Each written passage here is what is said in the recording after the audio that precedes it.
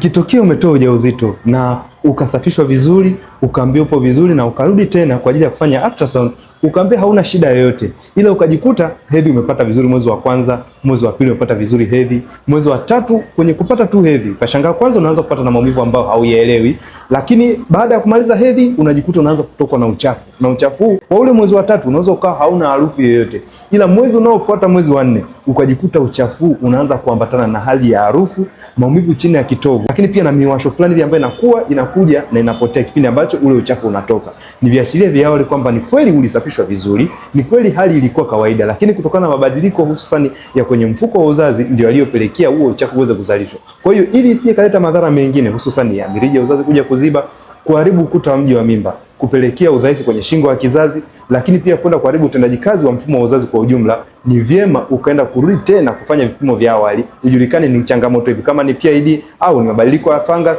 au ni changamoto nyingine iliyopelekea hali ijitokeze. Lakini kama huenda umejaribu kufuatilia hususan baada ya kuharibu ujauzito na unaona unatokwa na uchafu sana, basi unaweza kunitumia ujumbe WhatsApp unaosema kwamba ninahitaji. Utakuwa utaratibu mzuri ambao umeshawasaidia wanawake wengi, na nina imani hata wewe utaweza kukusaidia. Na napenda kusema hivi kwa sababu